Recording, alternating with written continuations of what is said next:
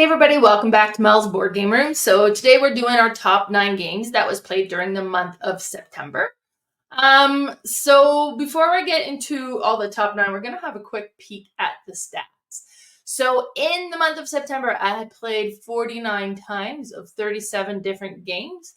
4 different locations. I actually got around a little bit more instead of just always playing at home. And 3% of my base collection got played this month.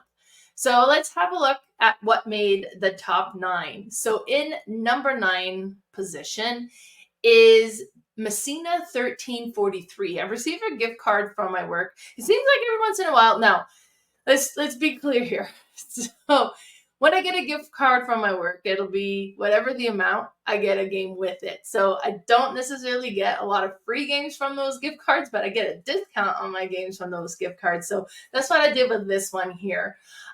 So ended learning how to play Messina 1347. I bought this one kind of blind. I knew really nothing about it. I watched a tutorial and started learning how to play, and it is really interesting. So you have to run your city and can maintain the economy, you got to get that going. But unfortunately, there's a plague. The Black Plague is happening as well. So as you get workers, if they've been in location that had, and I think they're like shown with rats, because the rats from the shipping is what was kind of spreading the Black Plague. So you got to put your people in quarantine, and then for a couple of turns before that, you can start putting them onto your player board to start utilizing them that way. But it's not all bad, because you can get certain tiles that allow you to put them to work while they're in quarantine. Now, if you manage to get workers that have not been exposed to those rats, then you can just put them straight to work as well. So this is a really interesting kind of resource management economic game, and has like a whole thing to do with like the area. Now, and what you need to do is to keep the plague under control is you got to make sure that you have fire so that you can burn these rats. That's the only way to get rid of them. So you want to be able to do that as well. The whole theme, honestly, is kind of interesting, and it was a really neat to put this into play. And then you place those tiles on your board, and then you kind of send the tokens out, and you can activate what they come across as well, which gives you kind of more actions you can do. It has a lot of interesting things going on with this game. I quite enjoy it. I've kind of mostly played just the one time to learn the game, so I do want to play with a higher player count, see how it does with multiple players. I think it'll just be even better. But that is my number 9 game for the month of September. Then in number 8 position, I have Kinfire Delve. So I got the trio of Kinfire Delve during the month of September. So far, I've played Vainglory Grotto, and I've also played Callus's Lab. And I've played it 2 players, a couple of times at 2 players, and I've played it at 4 players as well. Now, in order to play this one at 4 players, you need to take 2 of them to combine so that each player can take the character cards from the box, but then you would play the main guy from one of the box. And the way that it works is you have your character cards, and there'll be cards, and there's a lantern card, and then you have your person card as well. And these cards, you can see there, have different colors. There'll be 4 different colors, either red, green, blue, or white. Now, white is wild. You can use them for anything. The other colors have to be used if you are attacking or completing a card of that color. That's the card that you have that needs to be associated with it. Now, some cards will have dual colors as well, so you could use them for both colors. Like in this case, Precision could be used with both blue and green. And then the number in the white circle is how much you're kind of contributing towards the attack or the puzzle you're trying to solve. It kind of like, this is your contribution to this. Now, other player can boost your attack by discarding a card as well and helping you out. Now, what happens when they do that? They look at the bottom portion of their card. They ignore the main card. So if you look at precision, if I would boost with that one, it would boost by 1 because you can see the small 1 on the bottom. I'm forfeiting the 3 in that case if I'm doing that. But it's a cooperative game, and you're trying to make your way through the cave.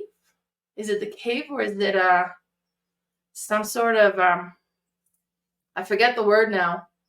Anyways, it'll come back to me, but you're trying to make your way through. So when you do or try to complete a card, there is a positive or a negative depending on if you were successful or not. Most of the time, or a lot of the time, if you're successful, you can delve down the well. That's the word. So you can delve down the well, which is the draw cards, and be like, hey, you can delve by 5 if it's a really good one. So then you get to pull 5 cards out of the well and you discard them off to the side.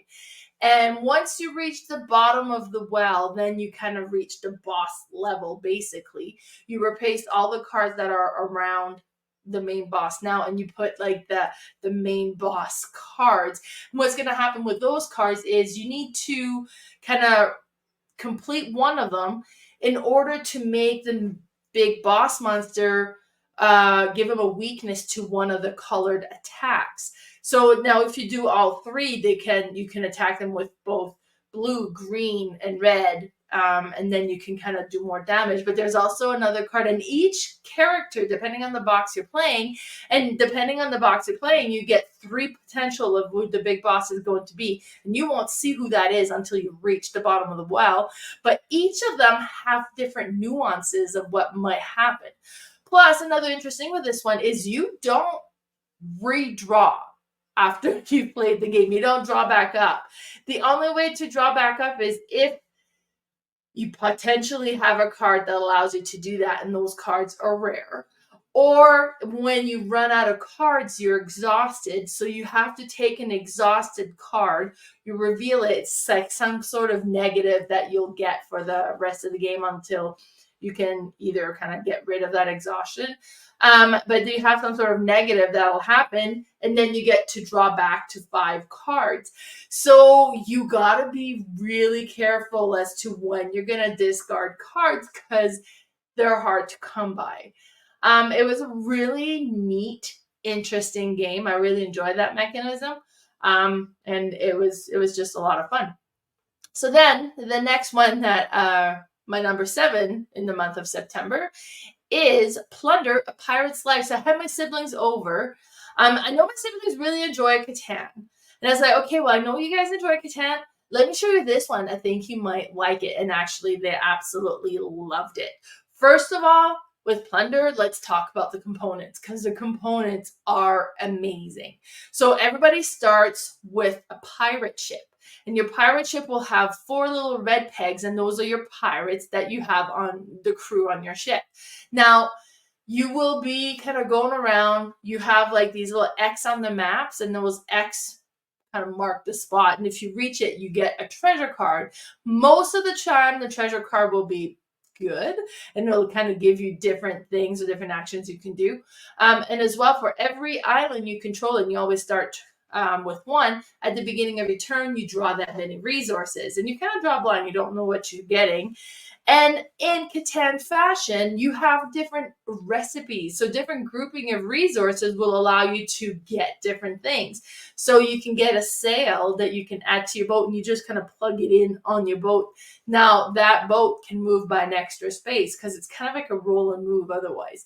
Now you can also buy cannons to add them to your boat so that when you're trying to take control of an island, you would roll a dice, but you also have +1 for every cannon you have on your boat. Or if you end up attacking other boats, because that can happen as well. Or you can buy victory points, or you can hire more crew and kind of bring on more crew. Some of them have died, or you can buy a new boat altogether. You can have up to 3 boats in this game, and it's just so neat. And you kind of spin these things. So like when you get to a treasure, you collect your treasure card, then you spin the number and the letter dial, and it'll show you where on the map the X is moving to, and it would put that X there, and then you want to try to get there to get that X. And first person to get 10 points is the winner. And having control of an island gives you points, having a ship gives you points, and then there's also victory points you can acquire, and that would give you a point as well. So really neat, super satisfying. Like I said, my sibling absolutely loved it. And that is Plunder. So in number 6 position from all the games that I've played during the month of September is Brooklyn 2002. So this is from the Crime Scene series, and it's a little bit like an unlock exit game. Now, one thing I want to point out with this one that's kind of cool is it is not app driven. So you can play this anywhere, because I live in a very small village. I often do game days at the Acme Legion, and there's no cell reception really there. So to play an app-driven game in an environment like that, it wouldn't be ideal. But with this one, you don't need an app to play the game. It's all from the card. Now, it also has an extremely interesting way of playing this game, and I was super impressed with how the mechanism worked with this one. And let me show you. It's not the best picture to kind of show you how it works, but I also don't want to give too many spoilers.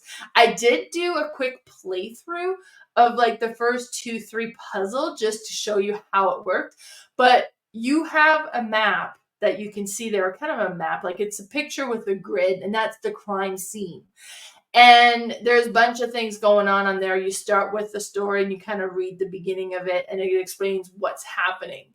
You have reputation cards you can see. Now, every time you do a mistake, you would take one of those away.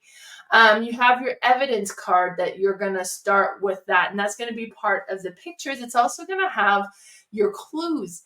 And what's going to happen when you get a clue, you add them to your evidence board, and if you successfully solve the puzzle, and a lot of time it'll kind of give you something like, examine the body, or like the victim, and you would find in the image where the victim is, and it's all numbered. So like maybe that's on square number 12, so then you would go get card number 12 and you would flip it over, and if you got the correct card, there would be a colored string on the card, like an image that would kind of connect those two cards together. So you would be able to add this to your evidence board. Now, eventually this board is going to be all filled out with all these cards and going to have colored strings that all connects everything together.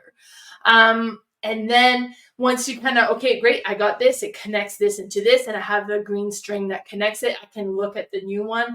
There'll sometimes be different things that kind of comes up that makes you look at the image and pull out those cards. Or sometimes there'll be like underlined, bolded words that you need to kind of send you to what to look at in the thing. And then sometimes there'll be kind of a clue, and then there's always like a numbered clue, and you take the clue card, the evidence card at the top there, and it would have multiple answers, and whichever one that you saw that matches your answer, be like, okay, well, it's C, and C would have a 3 numbered code, and that would represent the paragraph in your storybook, and the line, and then the word within that line, and then the word that it points out to is what you need to go search for in the image to pull out that card. So it is really satisfying. The puzzles are very interesting. I absolutely loved it. Plus, there's a lot in this series. I think there's like about 14 games in this series. This is the only one that I've ever done, but I am extremely interested in doing all the other ones now because it was just so good.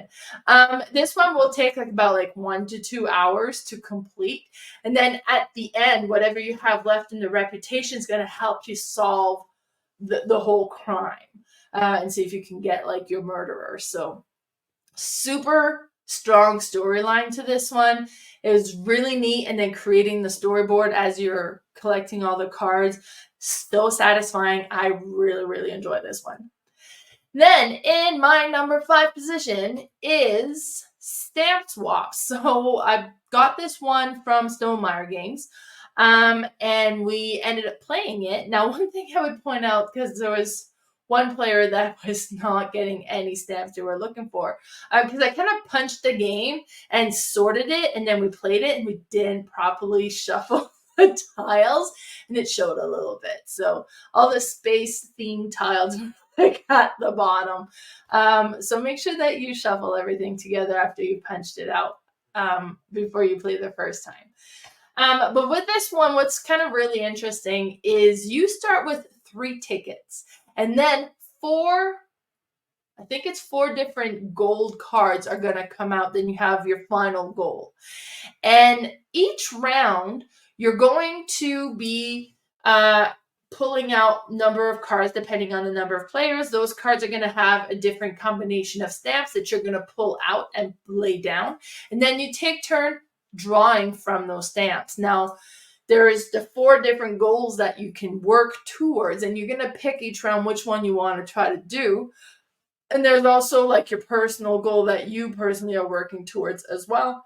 So in this example, I was working towards vehicle stamps. So anything that was vehicle themed would give me more points.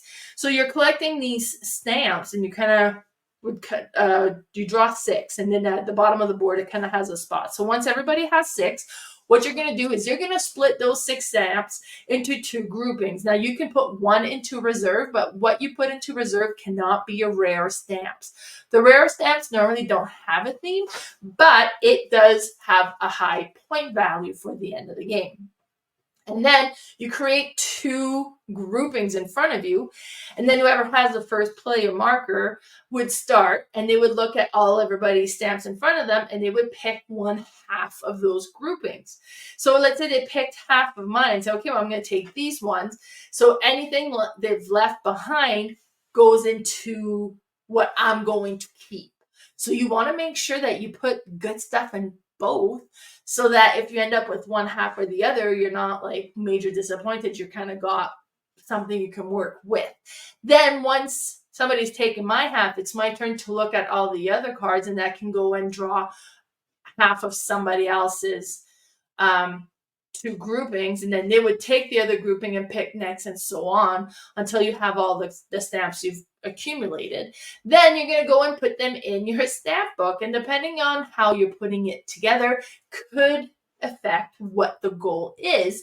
Then once you've done that, you'll take your ticket and select one of the goals, and then score your points for that round. So that means there will be one goal you'll never accomplish, or you will never score. And once you've scored a goal, you can forget about that goal. Like, you're not working towards that anymore either. So it's kind of neat. You have to change your strategy as you go, or kind of change your priorities as you go. I thought that was super interesting. I quite enjoyed this one. Then, in number 4 position for the month of September is Maki Master. So this one is a Kickstarter that I had backed, and it finally arrived. I was super excited to play it. Now, I played this a long time ago under the Wasabi title, and so quite a few years ago, and it was neat, and I barely remember, but so I couldn't tell you how much it changed, if it changed. But with Maki Master, what's going to happen is you have these different ingredients. Now, I want to point out that the storage in this game is really cool, and you just pull out these trays and put them next to the player board, and you're ready to go. You don't need to stack anything. So I like games that have kind of a sorting system that makes it easy to get playing. And then on your turn, you can do a few things. You can place an ingredient. You can accomplish a recipe, or you can pass, and then you would collect an action card, or you can draw a new recipe card. And then depending on the recipe cards, it's either going to give you nothing if you take a 2-ingredient recipe, or if you take a 3-ingredient recipe, it'll kind of allow you to take wasabi in your bowl, and you put wasabi in the main area, and so on. Because one you pass, you can either take an action card or you can collect all the wasabi in the public area. And the benefit of that is every wasabi cube at the end is worth 1 point. Now, with these ingredients, you're trying to put the ingredients in a row so that it matches your recipe card so that you can complete your recipe. Now, if you get your ingredients in the correct order as well, you get bonus points for that. So you're trying, if you can, to do that. I think it gives you wasabi, which is points. Otherwise, you don't get the bonus, but you still get the card, and you would kind of put down that you've completed that recipe. But as you play, the board gets a little bit full, but then you have action card that might allow you to put another tile on top of an ingredient so you can change what's there, or you can swap ingredients around trying to get the combination you need. It's a simple game, but it's a really neat, interesting one, and I quite enjoyed it. Then, in number 3 position for the month of September is Euphoria. So I bought this one a little while ago, and I hadn't played it. I was planning to play it at Melcon, and it just didn't happen. Now, my copy did get played, just not with me. So finally, I had a game day a little while ago, and we ended up playing this one, and it was so neat. It was very interesting. So it's a dice worker placement game. So you have your dice, you would roll them. I think you start with 2. You can go and acquire extra dice. Now, the danger of that is when you roll them at the beginning, you have a certain kind of knowledge, or not knowledge per se, but awareness, I guess I would kind of awareness level that you want your workers to be below. So the more dice you have, the higher the value is going to be of all the pips together. And if you have the value higher than what you have for tolerance, you will lose your workers. They kind of become enlightened and realize that they could do better and then move on. So you're trying to avoid that if you can. Then you're going to place your dice workers on different locations to accomplish different things. Something will require that you have certain resources that you would need to have collected. You also have some cards that kind of allows you to activate certain, not technology per se, but certain areas, I guess, kind of where some areas that can be more beneficial to you because you've got a card that matches it. And they all have like technology tracks, so different track that you're trying to move ahead so that you can unlock different things as well. So there's that going on. And then in true Stonemaier fashion, you have a number of stars, and then depending on what you accomplish, where you can place stars to kind of show different accomplishments you've done. And as you accomplish these, the winner is whoever placed their stars first. And I'm pretty sure I ended up being able to put all of my stars first, and I won this game when I played. I'd have to double check, but I think I won. But we were close. There was 3 of us that was about to finish. If we reached the final, the end of one track, we would all get to put our last star. So I did another way that I got to put kind of 2 stars. But yeah, so it was very interesting. I quite enjoy this one. And that's why it's my number 2. So, no, that was my number 3. So my number 2 for the month of September is Champions of Midgard. So this is one of my favorite games. I absolutely love this one. I love the battle dice. Like, you acquire different warriors and their dice that you add to your board. And then when you go and you defeat monsters or trolls or draugrs, and you will roll these dice, and depending on what you roll, if you defeat them, the monsters hit back, so you lose some of these dice as well. Now, one thing with this one is this was also the first time that I played with the Valhalla expansion. Now, everybody would tell me, it's like, oh, that expansion is mandatory. You need to have that expansion. I have played this game tons of times. Just the base game, I quite enjoyed it. I played with the expansion. It's good. It makes it interesting for sure. Because one of the thing that happens is you could go in battle and roll all nothing, and all your warriors are dead and you didn't defeat anything. And that can be a little bit frustrating. But to me, that's just part of the game, and it's luck driven a little bit. And it kind of is a way to keep the whole game a little bit more balanced when you have like really experienced players to newer players. What the Valhalla expansion do is as your warriors die, you get, I don't know, we call them their soul tokens. So you get a token matching that colored warrior, and then you can spend these soul tokens to acquire these different cards that would give you different things that you can either accomplish or winning conditions or different, like, or kind of scoring conditions and stuff like that. So yes, that was definitely interesting. I would still play this game with the base game. Like, I think it is still good. And I'm not sure I mentioned this, but this is a worker placement. So you have your meeples, you place your worker on the board for what you're going to accomplish. If you've entered into any battle, then you would assign your dice into battles. If you're traveling across the sea, you need to also pack some food to feed them during the journey so that they don't all starve. So you got to keep that in mind. But really neat game. I absolutely love Champion of Midgard. That was my number 2. So in my number 1 position for the games that I have played during the month of September is Foundations of Metropolis. Love Foundations of Rome. Foundation of Rome has been in my top 50 list for a few years now, and I absolutely love it. It's a great game. I do not own it, and I do not intend to own it. It is a huge game. It takes an entire cubby in a calyx, so it takes a lot of space. It has a very big price tag. It's $300. It is so overproduced that it is absolutely beautiful on the table. And I had heard that they were making a copy called Foundations of Metropolis that kind of toned everything down so that it's a more regular sized box. Instead of 3D buildings that everybody gets a big tray of, you get cardboard tiles. And other than that, the game plays absolutely the same. So it is the same game, which is good because Foundation of Rome was amazing. It's not often that you need to tone down a game, but now it's easier to fit in a collection because it's regular size, and it's easier to obtain because it's not going to break the bank trying to get this game anymore either.